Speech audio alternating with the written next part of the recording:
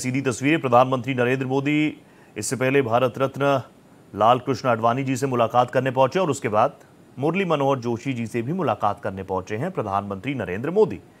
ये तस्वीरें हम आपको दिखा रहे हैं। संसदीय दल के नेता चुनने के बाद आप जानते हैं एनडीए की बहुमत से सरकार आ चुकी है और जो पूरी प्रक्रिया थी संसदीय दल का नेता चुना जाना, वो तमाम चीज़ें हुई। प्रधानमंत्री नरेंद्र मोदी के नाम का प्रस्ताव रखा गया और सर्वसम्मति से प्रधानमंत्री को संसदीय दल का नेता चुना गया। और उसके बाद मुलाकात करने भारतीय जनता पार्टी के वो कदावर चेहरे जिन्होंने क्या कुछ सेक्रीफाइस किया, क्या कुछ त्याग किया, क्या कुछ उनका संघर्ष रहा, क्या कुछ उनका पॉलिटिकल करियर रहा, ये कुछ भी बताने की जरूरत नहीं है। इससे पहले लाल कृष्ण आडवाणी जी से मुलाकात करने पहुंचे प्रधानमंत्री नरेंद्र मोदी और अब मुरली मनोहर जोशी जी के आवास पर प्रधानमंत्री नरेंद्र मोदी पहुंचे और ये सीधी और लाइव तस्वीरें भारत एक्सप्रेस आपको दिखा रहा है। इससे पहले भी आपने देखा होगा प्रधानमंत्री ने इससे पहले दो बार, चाहे 2014 और 2019 हो, इन दोनों ही बड़े चेहरों का जिनको एक गुरु के तौर पर प्रधानमंत्री नरेंद्र मोदी ने हमेशा देखा है और कई बार प्रधानमंत्री नरेंद्र मोदी इन दोनों बड़े चेहरों के सामने भावुक होते हुए भी नजर आए हैं। और भारतीय जनता पार्टी के लिए, एनडीए के लिए, क्योंकि बैक टू बैक तीसरे टर्म में उनकी सरकार आना ये एक बहुत बड़ी अचीवमेंट भी है, लेकिन इसके साथ साथ कई चैलेंजेस भी हैं। और देखिए जिस तरीके से प्रधानमंत्री नरेंद्र मोदी ने अपने दोनों ही गुरुतुल्य पर्सनालिटीज़ के पास हो गए, उनके पैर छुए, आशीर्वाद लिया और प्रधानमंत्री का भी स्वागत जिस गर्मजोशी के साथ किया गया वो तस्वीरें भी आपके सामने हैं। मुरली मनोहर जोशी, लाल कृष्ण आडवाणी, ये वो दो चेहरे भारतीय जनता पार्टी के लिए, एनडीए के लिए, जिन्होंने एक पूरी रूपरेखा तैयार की और वो विजन न सिर्फ अपने वक्त तक के लिए सीमित था बल्कि आगे आने वाली पौध को भी जिस तरीके से रोपा। ऐसे कई सारे चेहरे हैं, लेकिन आज प्रधानमंत्री Narendra Modi senior most leaders में शुमार लाल कृष्ण आडवाणी जी, मुरली मनोहर जोशी जी, इनसे मुलाकात करने, इनका आशीर्वाद लेने पहुंचे। तस्वीरें आपके सामने। अजीत प्रताप सिंह मेरे साथ इस वक्त ऑनलाइन पर जुड़ चुके हैं। अजीत जी, दोनों ही पर्सनालिटीज गुरु तुल्य प्रधानमंत्री नरेंद्र मोदी के लिए, पहले लाल कृष्ण आडवाणी जी का आशीर्वाद लिया और अभी मुरली मनोहर जोशी जी के आवास पर मौजूद प्रधानमंत्री नरेंद्र मोदी। बिल्कुल रोहित, आज जिस तरह से एनडीए का नेता चुने गए प्रधानमंत्री नरेंद्र मोदी और उस मीटिंग के बाद सीधे वो लाल कृष्ण आडवाणी के घर गए, जहां पर लाल कृष्ण आडवाणी से मुलाकात की और उनसे आशीर्वाद लिया।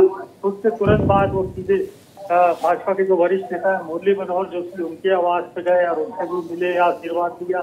तो कुल मिलाकर ये ऐसे नेता हैं दोनों जिनके अंदर काम कर चुके हैं नरेंद्र मोदी, चाहे वो 1990 के दशक के पहले जो रथ यात्रा थी आडवाणी की, उसमें उसका पूरा जिम्मा नरेंद्र मोदी ने संभाला था। और उसके बाद 90 के दशक में जब कश्मीर यात्रा हुई, मुरली मनोहर जोशी अध्यक्ष थे बीजेपी के, वो यात्रा भी पूरा संचालन प्रधानमंत्री नरेंद्र मोदी ने किया था।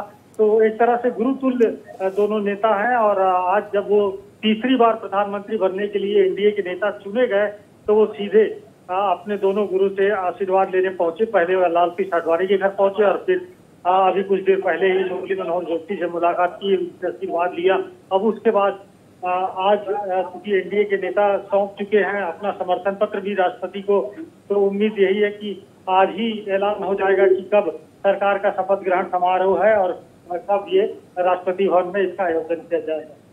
जाहिर सी बात है, दोनों ही बड़े चेहरे और कहीं ना कहीं बहुत भावुक पल भी ये होगा। आप जानते हैं, जैसा आप खुद जिक्र कर रहे हैं, प्रधानमंत्री नरेंद्र मोदी ने इन दोनों ही चेहरों के अंदर न सिर्फ काम किया बल्कि एक नेता के तौर पर, एक पर्सनालिटी के तौर पर खुद को बहुत ज़्यादा ग्रो भी किया। और इन दोनों ने ही प्रधानमंत्री नरेंद्र मोदी को, जैसे कहते हैं ना कि पौध को हम पोषण देते हैं, नर्चर करते हैं, वो इन दोनों ही चेहरों ने प्रधानमंत्री के लिए किया। और इसीलिए प्रधानमंत्री नरेंद्र मोदी 2014 में भी गए थे, 2019 में भी गए हैं और 2024 में भी ये तस्वीरें सामने निकल कर आई हैं।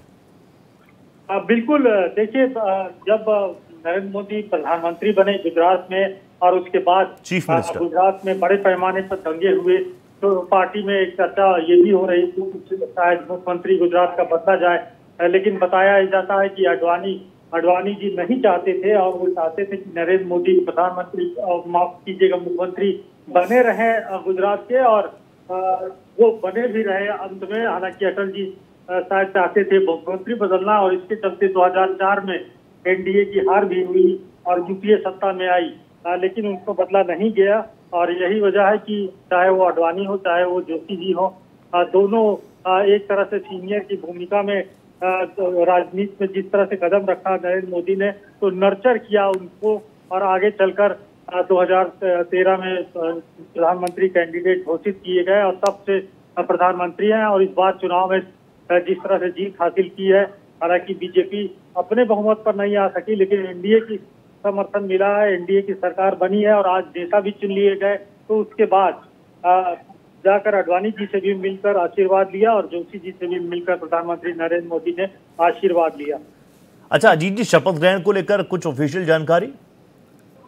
देखिए, 9 तारीख को बताया जा रहा है कि शपथ ग्रहण होगा और समय के लिए अभी तक कोई ऑफिशियल सूचना नहीं, लेकिन उम्मीद यही है कि कल एनआई के हवाले से बताया गया था कि 6 बजे राष्ट्रपति के जो फोर्थ कोर्ट में जो है शपथ ग्रहण समारोह किया जाएगा और 6 बजे। लेकिन कुछ ये भी सूचना आ रही कि शायद 7:30 बजे, चूंकि गर्मी बहुत है और लॉन में होना है, तो ऐसे में गर्मी की वजह से शायद वो समय 7:30 बजे भी किया जा सकता है। लेकिन आज शाम तक ऑफिशियल जानकारी राष्ट्रपति के द्वारा, उनके कार्यालय के द्वारा दी जाएगी कि 9 तारीख को शाम को कितने बजे ये शपथ ग्रहण आयोजित होगा। लेकिन अभी तक के मुताबिक 9 तारीख को शाम को 6 बजे शपथ ग्रहण का कार्यक्रम राष्ट्रपति भवन में फिलहाल अभी तक की जानकारी के हिसाब से तय किया गया है।